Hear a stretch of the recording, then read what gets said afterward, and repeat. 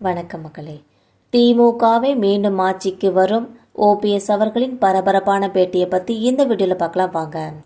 சிவகங்கை மாவட்டம் காளையார் கோவிலில் உள்ள மருது பாண்டியர்கள் நினைவாலயத்தில் நடைபெற்ற குரு பூஜையை முன்னிட்டு முன்னாள் முதல்வர் ஓ பன்னீர்செல்வம் அவர்கள் இன்று மரியாதை செலுத்தினார். பின்னர் செய்தியாளர்களை சந்தித்த அவர் தமிழக அரசியல் நிலை மற்றும் அதிமுக உட்கட்சி பிரச்சனை குறித்து பேசியிருக்காங்க. செய்தியாளர்களிடம் பேசிய அவர், எதிர்க்கட்சிகளிடம் ஒற்றுமை இல்லாத சூழ்நிலை நீடித்து வருகிறது. இந்த நிலை நீடித்தால் வரவிருக்கும் சட்டப்பேரவை தேர்தலில் திமுக மீண்டும் வெற்றி பெற்று ஆட்சிக்கு வரும் என்று பொதுமக்கள் கூறுகின்றனர். யாருடைய அரசியல் வாழ்க்கையும் பிரகாசமாக இருப்பது என்பது மக்களின் கையில்தான் உள்ளது என்றும் தொடர்ந்து அதிமுக உட்கட்சி பூசல் குறித்து பேசிய ஓபிஎஸ் அவர்கள், அதிமுக ஒன்றிணைய வேண்டும் என்பதே தமது முதன்மையான நோக்கம் என்று கூறியிருக்காங்க. மேலும் அவர், எம்ஜிஆர் அதிமுகவை தொடங்கும் போது தொண்டர்களாகத்தான் பொதுச் செயலாளர் தேர்ந்தெடுக்கப்பட வேண்டும் என்று சட்ட விதியை கொண்டு வந்திருக்காங்க. இதை எக்காரணம் கொண்டும் மாற்றக்கூடாது என்றும் சட்ட விதியை எம்ஜிஆர் உருவாக்கினார்.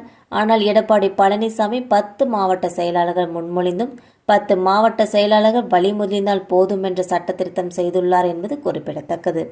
எடப்பாடி பழனிசாமியின் இந்த சட்ட திருத்தத்தை எதிர்த்து தாக்கல் செய்யப்பட்ட வழக்கு தற்போது சென்னை சிவில் நீதிமன்றத்தில் விசாரணையில் இருப்பதாகவும் அந்த வழக்கில் சாதகமான இறுதி தீர்ப்பை எதிர்பார்த்து கொண்டிருப்பதாகவும் ஓ பன்னீர்செல்வம் அவர்கள் தெரிவிச்சிருக்காங்க.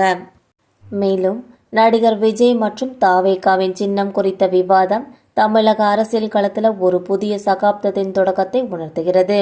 இனி வரும் தேர்தல்களில் பாரம்பரிய சின்னங்கள் மட்டுமே ஆதிக்கம் செலுத்தும் என்ற பிம்பம் உடைந்து டிஜிட்டல் யுகத்தில் எப்படி ஒரு சின்ன மின்னல் வேகத்தில் மக்களை சென்றடையும் என்பதை தாவேகா நிரூபிக்க முயற்சிக்கும்.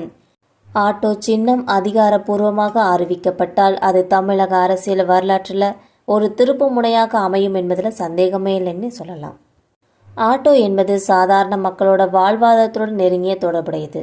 தினசரி உழைப்புக்கும் வர்க்கம் ஏழை எளிய மக்களின் போக்குவரத்து சாதனமாக இது உள்ளதுன்னே சொல்லலாம்.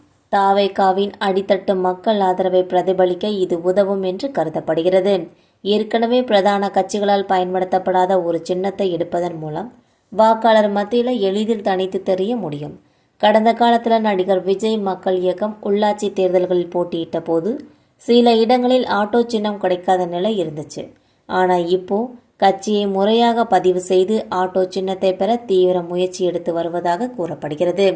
ஆட்டோ சின்னத்தை விஜய் தனது பிரதான சின்னமாக அறிவிக்கும் பட்சத்தில் அது நேரடியாக தனது மக்கள் இயக்கம் என்ற பெயரை தாக்கி வந்த கட்சியின் அடித்தள கொள்கைகளுடன் பொருந்தி போகும் என்றும் அதன் மூலம் சாமானிய மக்களின் நம்பிக்கையை பெற முடியும் என்றும் தாவேகா நம்புகிறது. இந்த வீடியோ உங்களுக்கு பிடிச்சிருந்தா மறக்காமல் சப்ஸ்கிரைப் பண்ணி பெல் ஐகானை கிளிக் பண்ணி வச்சுக்கோங்க. அப்போ தான் நம்ம போகிற டெய்லி வீடியோஸ் உடனுக்குடன் நோட்டிஃபிகேஷனை வந்து சேரும். தேங்க்யூ.